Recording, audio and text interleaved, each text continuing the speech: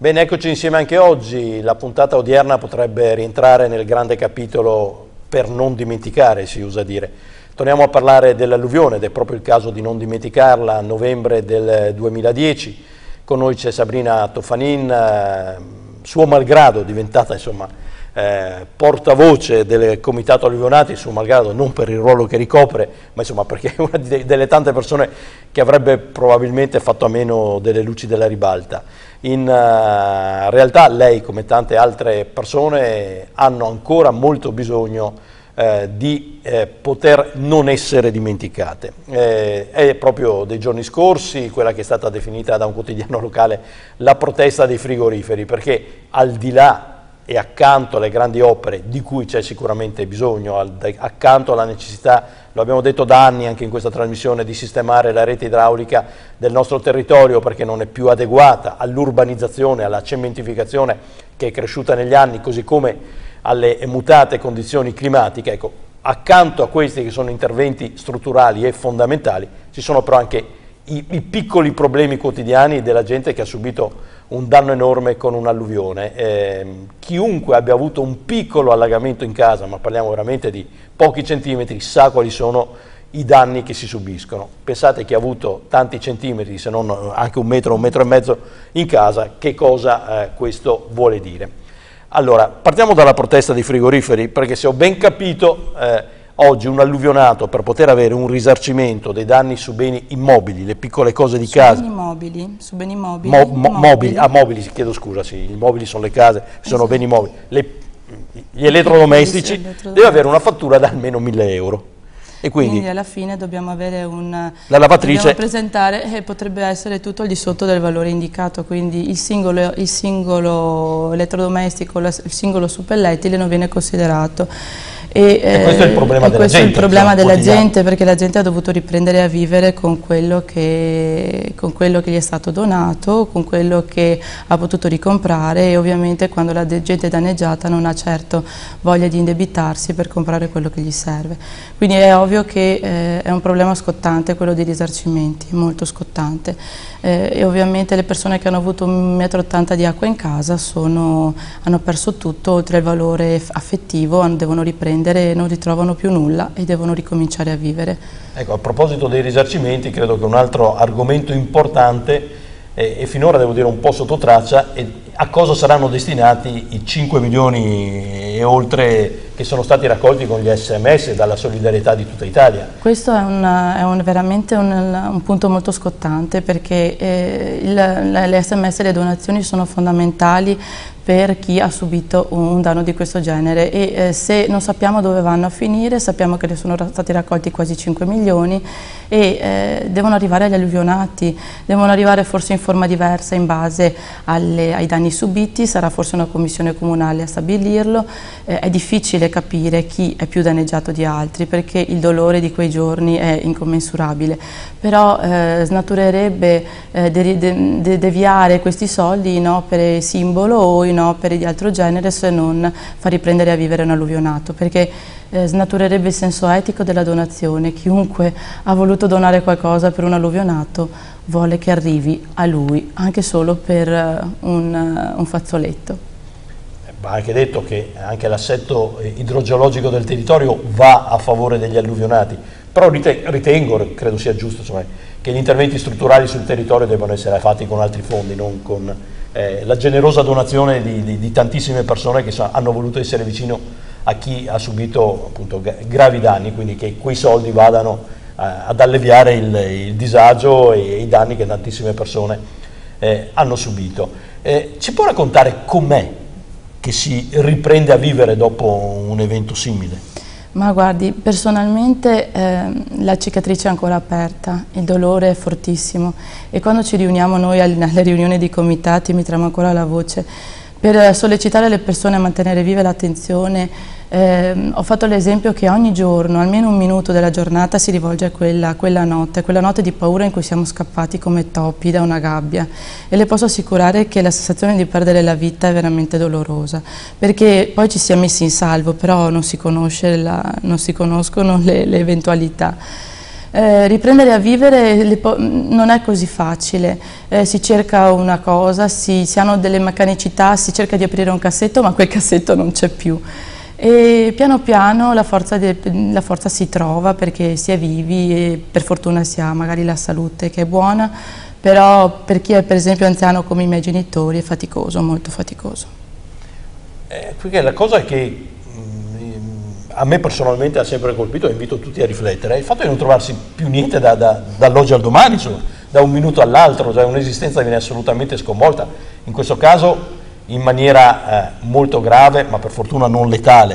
Ma la stessa cosa mi viene da pensare quando vedo un bombardamento o dei disastri tipo il Giappone recentemente, cioè uno si trova senza niente, si trova. La nostra è una tragedia minore, come forse l'ha definita Ilvo Diamanti nella sua cronaca. Sempre tragedia però. Però è una tragedia che è minore, perché è sempre tragedia, però effettivamente, come dicevo, è minore però rispetto alle altre grandi tragedie del mondo. Però io credo che le emozioni siano uguali per tutti, per un giapponese, per un italiano, per un abruzzese, per un veneto. Si perde tutto e si ricomincia da capo e ci si chiede però anche se queste cose si possono evitare, perché dopo, nel nostro caso, dopo anche 3 alluvioni, perché abbiamo sempre avuto problemi di gestione del territorio a livello idrico. Parliamo del comitato alluvionati, Bovolenta, Casalserugo e Ponte San Nicolò. Esatto, questo è stato il grande fiume. Abbiamo dovuto a gran voce urlare perché l'attenzione dei media arrivasse da noi. Sembrava quasi che fosse veramente una tragedia minore e invece il Bacchiglione è un fiume è un fiume che arriva tumultuoso con i suoi 118 km e arriva da noi. Quindi le emozioni sono uguali per tutti. Avete avuto realmente poi gli aiuti che tutti promettono all'indomani delle tragedie? Perché in quei momenti dalle autorità politiche, sì, voglio dire in particolare, cioè solidarietà, però poi io credo ci sia veramente il bisogno che uno possa trovare, banalizzo, un paio di calzoni, sicuramente un set di pentole sia perso. Abbiamo avuto i pasti caldi, abbiamo avuto i panini, abbiamo avuto l'assistenza abbiamo avuto tanti volontari che sono venuti ad aiutarci, gente che è partita e ha detto io sono a disposizione dove posso andare ad aiutare. Ma quello è il grande cuore della gente. Ma le istituzioni poi concretamente, le istituzioni hanno detto probabilmente che non volevano fare passerelle mediatiche, noi di persone importanti non ne abbiamo viste molte, sono andate nelle sedi istituzionali, hanno incontrato giustamente le istituzioni, però tra la gente non è venuto nessuno, come noi avevamo tanto invocato che questo succedesse. Sono passati con gli elicotteri, li abbiamo salutati, ma li volevamo tra di noi. In questo evidentemente c'è molta amarezza, credo che sia una cosa che vi ricorderete sicuramente, ma oltre a questo l'aiuto materiale è arrivato? Sono arrivati. Poi voglio dire anche la nostra memoria, perché poi tutti si è uguali, dura una settimana, 15 giorni, poi il rischio è, ci dimentichiamo, camminano, si arrangiano. Sono arrivate delle lavatrici, sono arrivati dei frigoriferi, sono arrivati degli umidificatori perché la stagione era terribile, il periodo era piovoso, le piene poi si sono ripetute il 24 di dicembre. E per fortuna l'apparato familiare è molto forte, però gli aiuti concretamente sono arrivati a fine dicembre, ci hanno dato un anticipo sulla dichiarazione dei danni, la Regione ha fatto questo, adesso noi dovremo fatturare il totale di quella dichiarazione o comunque su una fattura del 100%, ci verrà rimborsato un 75%, forse un 50%. Siete anche fortunati in questo, perché sì, c'è anche le altre volte non avevamo avuto nulla, siamo anche fortunati, ma questa è stata una tragedia. Ecco, ma nel frattempo avete dovuto pagare di tasca vostra, cioè bisogna che uno avesse... Con gli anticipi si può pagare, poi si anticipa di tasca nostra, quindi per la differenza, no? Esatto, quindi noi vogliamo assolutamente che i risarcimenti vadano a coprire o ristorare la fattura che noi presentiamo, ma non possiamo andare ad indebitarci oltremodo rispetto a quanto loro ci anticipano, perché altrimenti noi dobbiamo sostenere dei costi e dei prestiti onerosi che non siamo in grado di sostenere. Ma ci sono ancora sfollati? Ci sono ancora sfollati, ci sono persone che vivono in affitto, quindi pagano di tasca propria, perché la loro casa è completamente inagibile. No, cioè vivono in affitto e pagano loro? Pagano loro, sì. Ah. Ovviamente hanno avuto degli acconti, quindi l'acconto della regione è arrivato, però c'è gente che ha dovuto trovare un'altra sistemazione perché avevano una casa a piano terra e hanno dovuto riprendere e ripristinare l'abitazione.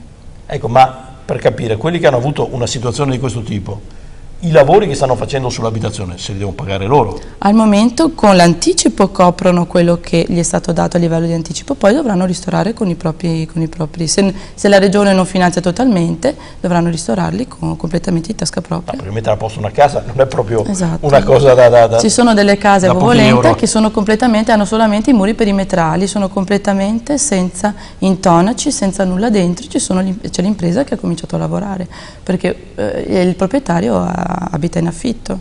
E quindi messo a posto gli intonaci, ristrutturato tutto, poi bisogna metterci anche i mobili. Sì, e poi non si sa se andremo di nuovo sotto acqua, quindi detta così in termini molto, molto concreti. Non abbiamo la sicurezza idraulica.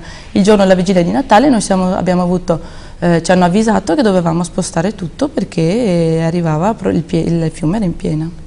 Ecco perché in conclusione recentemente è stato inaugurato il potenziamento dell'idrovoro di Bovolenta, ma è stato detto chiaro e tondo che questo va a leggermente migliorare e per ora si sta lavorando su ripristinare la condizione precedente. Esatto. Per migliorare la sicurezza idrogeologica servono quei famosi 2.700.000 euro che insomma finora non si sa bene dove andare a prendere. Noi abbiamo bisogno del canale scolmatore dell'idrovia perché il Bacchiglione entra nella città di Padova con una portata di 700 metri cubi al secondo e quindi è necessario che ci sia un canale scolmatore che porti via l'acqua perché i canali e le arginature non sono in grado di sostenere ormai la portata e l'alveo del fiume è totalmente interrato e ha bisogno di essere dragato.